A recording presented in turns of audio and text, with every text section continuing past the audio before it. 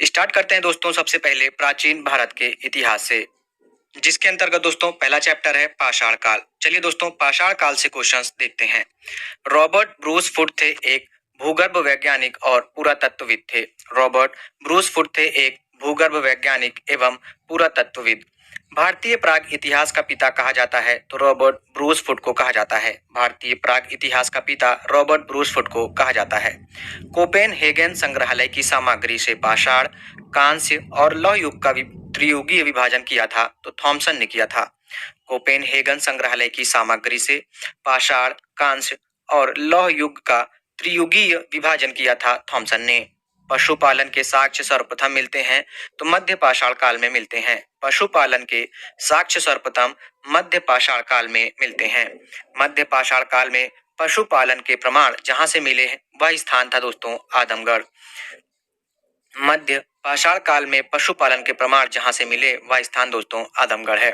चौपानी, मांडो, काकोरिया, महदहा एवं सराय नाहर राय स्थलों में से हड्डी के उपकरण प्राप्त हुए तो महदहा और सराय नाहर राय से दोस्तों हड्डी के उपकरण प्राप्त हुए। हड्डी से निर्मित आभूषण भारत में मध्य पाषाण काल में प्राप्त हुए हैं तो सराय नाहर राय और महदहा से प्राप्त हुए हैं। हड्डी से निर्मित आभूषण भारत में मध्य पाषाण काल में प्राप्त हुए, सराय नाहर राय और महदहा से प्राप्त हुए। एक ही कब्र से 3 मानव कंकाल मिले हैं तो दमदमा से मिले हैं। एक ही कब्र से 3 मानव कंकाल दमदमा से मिले हैं। खाद्यान्नों की कृषि सर्वप्रथम प्रारंभ हुई थी तो नवपाषाण काल में प्रारंभ हुई थी। खाद्यान्नों की कृषि सर्वप्रथम नवपाषाण काल में प्रारंभ हुई थी। भारत में मानव का सर्वप्रथम साक्ष्य मिलता है नर्मदा घाटी से मिलता है। भारत में मानव का सर्वप्रथम साक्ष्य नर्मदा घाटी से मिलता है। भारत में प्रथम मानव जीवाश्म प्राप्त हुआ है नर्मदा घाटी से। मानव द्वारा सर्वप्रथम प्रयुक्त अनाज था तो जौ था। मानव द्वारा सर्वप्रथम प्रयुक्त अनाज जौ था। भारतीय उपमहाद्वीप में कृषि के प्राचीनतम साक्ष्य प्राप्त हुए हैं तो लहुरा देव से प्राप्त हुए हैं। भारतीय उपमहाद्वीप में कृषि के प्राचीनतम साक्ष्य लहुरा देव से प्राप्त हुए हैं। लहुरा देव से प्राप्त हुए हैं। औदे, बोरी, बागौर तथा लखनिया में से मध्य पाषाण काल में पशुपालन के प्रमाण मिले हैं तो बागौर से दोस्तों पशुपालन के प्रमाण मिले हैं। पूरा पाषाण युग, नवपाषाण युग, ताम्रपाषाण युग तथा लौह युग में से चालकोलिथिक युग कहा जाता है तो ताम्रपाषाण युग को दोस्तों चालकोलिथिक युग कहा जाता है। ताम्रपाषाण युग को चालकोलिथिक युग कहा जाता है। आमरी, मेहरगढ़, कोरदीजी और कालीबंगा में से वह पूरा स्थल जहां से पाषाण संस्कृति से लेकर हड़प्पा सभ्यता तक के सांस्कृतिक अवशेष प्राप्त हुए हैं तो मेहरगढ़ से दोस्तों प्राप्त हुए हैं। भारत में कृषि के प्राचीनतम साक्ष्य प्राप्त हुए हैं तो लहुरा देव तत्पश्चात मेहरगढ़ से प्राप्त हुए। भारत में कृषि के प्राचीनतम साक्ष्य लहुरा देव से फिर उसके बाद मेहरगढ़ से प्राप्त हुए। नवदा टोली का उत्खनन करवाया था तो एच.डी. सांकलिया ने करवाया था। नवदा टोली का उत्खनन एच.डी. सांकलिया ने करवाया था। नवदा टोली अवस्थित है मध्य प्रदेश में। नवदा टोली मध्य प्रदेश में अवस्थित है।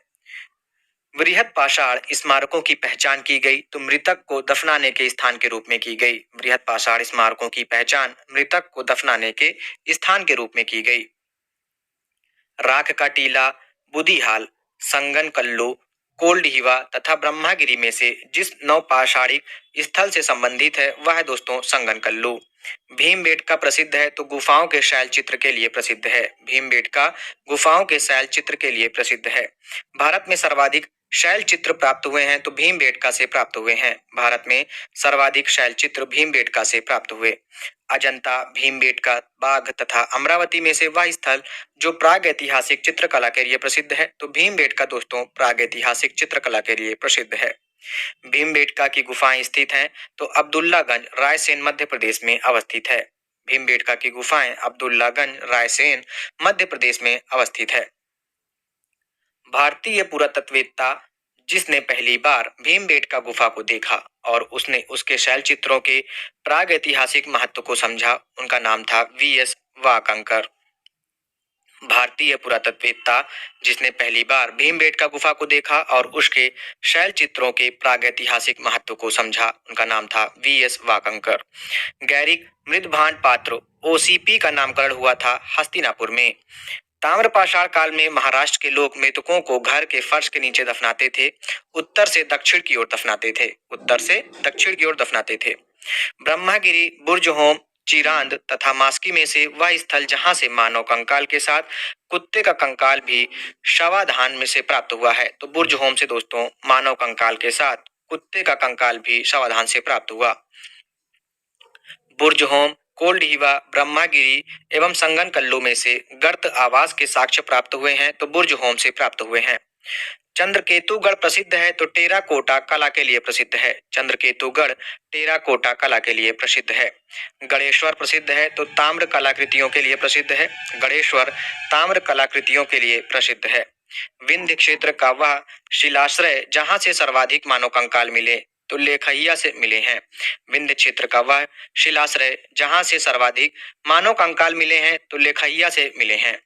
नूतन भूतल काल के अंत में सूखे के कारण विंध्यन क्षेत्र में भोजन की कमी के कारण लोगों ने गंगा घाटी क्षेत्र में प्रवास किया था। यह अवधारणा दिया था दोस्तों जी.आर. शर्मा ने। भारतीय पुरातत्व सर्वेक्षण संस्कृति, पर्यटन, विज्ञान और प्रौद्योगिकी तथा मानव संसाधन विकास विभागों मंत्रालयों में संलग्न कार्यालय है। तो संस्कृति मंत्रालय का है। भारतीय पुरातत्व का जनक कहा जाता है तो अलेक्जेंडर कनिंघम को भारतीय पुरातत्व का जनक कहा जाता है। भारतीय पुरातत्व सर्वेक्षण के प्रथम महानिदेशक थे तो जॉन मार्शल थे। भारतीय पुरातत्व सर्वेक्षण के प्रथम महानिदेशक जॉन मार्शल थे। राष्ट्रीय मानव संग्रहालय स्थित है भोपाल में। राष्ट्रीय मानव संग्रहालय भोपाल में स्थित है। सैंधव सभ्यता एवं संस्कृति से चलिए क्वेश्चंस देखते हैं। मानव समाज विलक्षण है क्योंकि वह मुख्यतः आश्रित होता है अर्थव्यवस्था पर। मानव समाज विलक्षण है क्योंकि वह मुख्यतः अर्थव्यवस्था पर आश्रित होता है। हड़प्पा संबंध है तो सिंधु घाटी सभ्यता से है। हड़प्पा संबंध है दोस्तों तो सिंधु घाटी सभ्यता से है।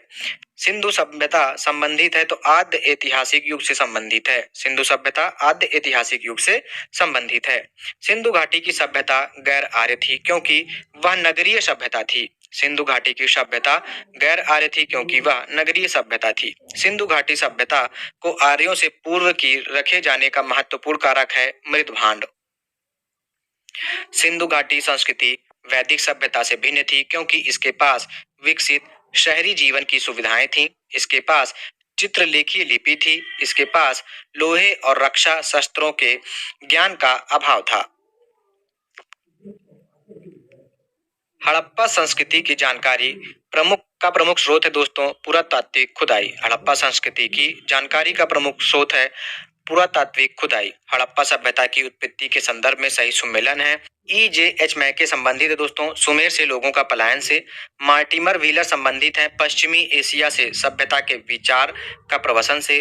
अमलानंद घोष संबंधित है हड़प्पा सभ्यता का उद्भव पूर्व हड़प्पा सभ्यता की परिपक्वता के परिणाम स्वरूप हुआ।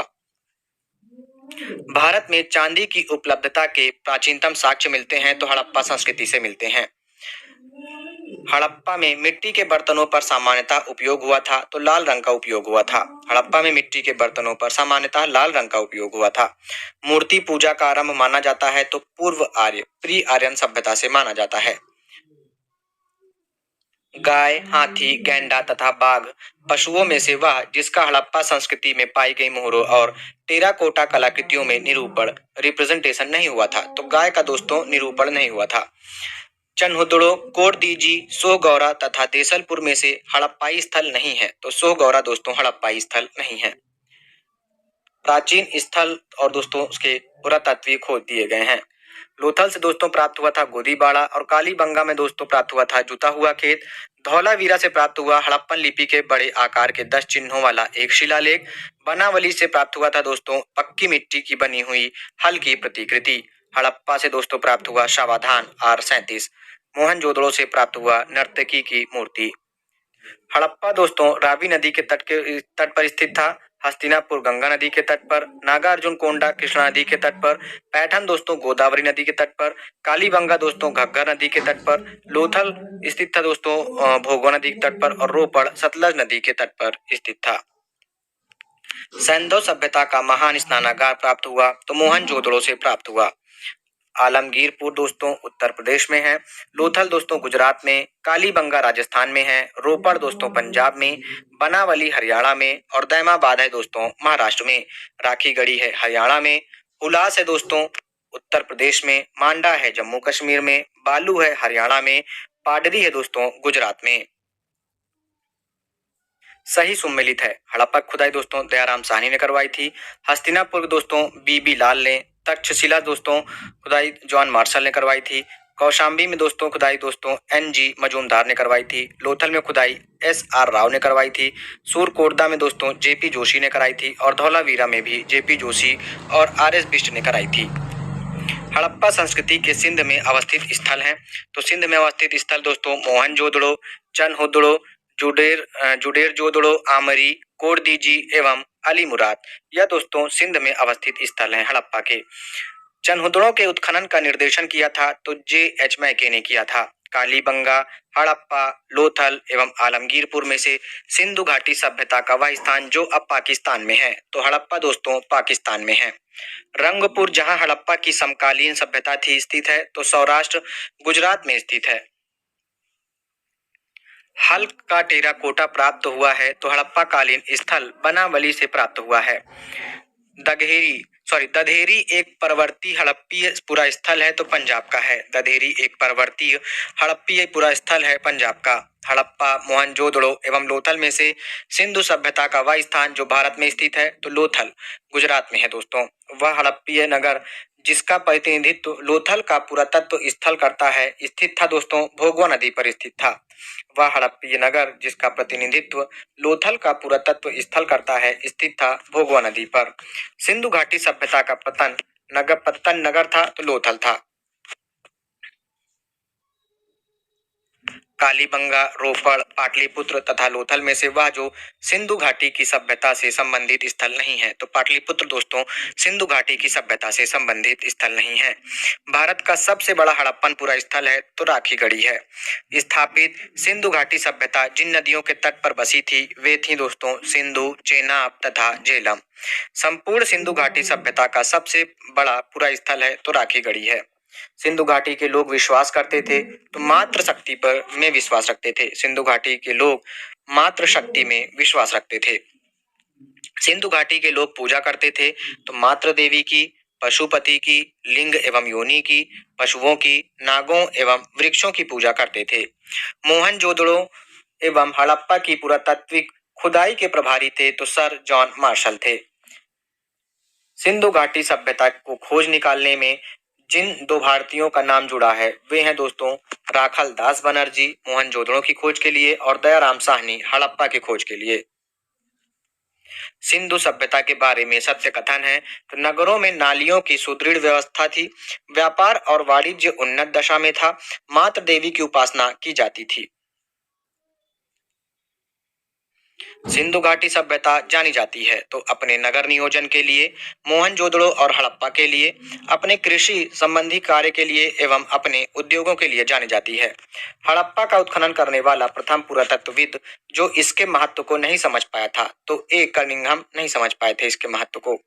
RD. Banerjee, KN. Dikshit, MS. Vats तथा वी.एस. स्मिथ में से वह जो हड़प्पा और मोहनजोदड़ो के उत्खनन से संबंधित नहीं थे तो वी.ए. स्मिथ संबंधित नहीं थे। सही कालानुक्रम है नगर संस्कृति, लोहे का हल, आहत मुद्रा चांदी के सिक्के और सोने के सिक्के। सर्वप्रथम मानव ने जिस धातु का उपयोग किया था वह दोस्तों तांबा था। हाथी दांत का पैमाना हड़प्पीय संदर्भ में मिला है तो लोथल से मिला है दोस्तों। हड़प्पा कालीन स्थलों में अभी तक जिस धातु की प्राप्ति नहीं हुई है वह है दोस्तों लोहा। आलमगीरपुर, लोथल, मोहनजोदड़ो तथा बनावली में से वह स्थल जो घग्गर और उसकी सहायक नदियों की घाटी में स्थित है तो बनावली दोस्तों घग्गर और उसकी सहायक नदियों की घाटी में स्थित है। सही कथन है दोस्तों कि मोहनजोदड़ो, हड़प्पा, रोपड़ एवं कालीबंगा सिंधु घाटी के सभ्यता के प्रमुख स्थल हैं।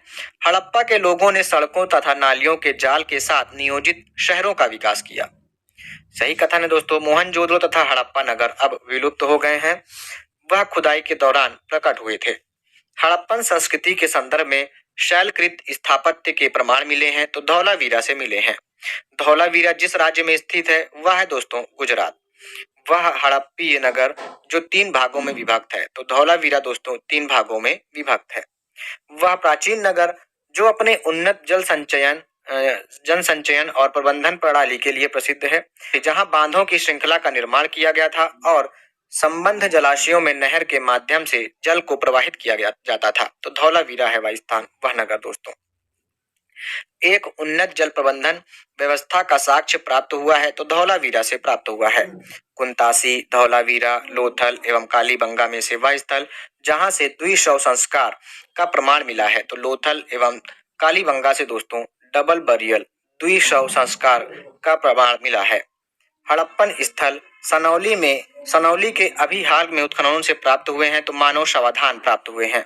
हड़प्पा सभ्यता का स्थल मांडी अवस्थित है उत्तर प्रदेश में। वस्त्रों के लिए कपास की खेती का आरंभ सबसे पहले भारत में किया गया था।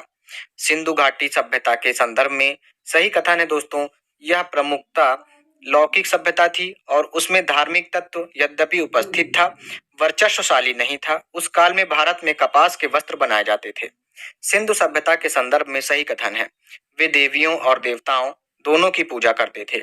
सिंधु घाटी सभ्यता से संबंध विख्यात वृषभ मुद्रा प्राप्त हुई थी तो मोहनजोदड़ो से प्राप्त हुई थी।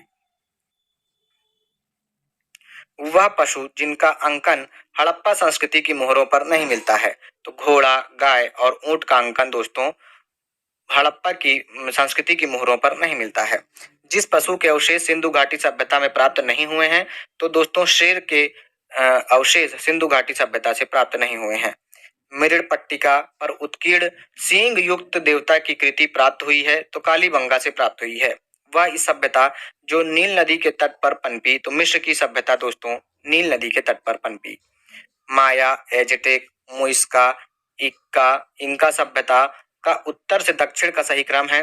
तो दोस्तों पहले एजटेक, फिर माया, फिर मुइस्का और तत्पश्चात इंका है। लेखन कला की उचित प्रणाली विकसित करने वाली सर्वप्रथम प्राचीन सभ्यता थी तो सुमेरिया सभ्यता थी।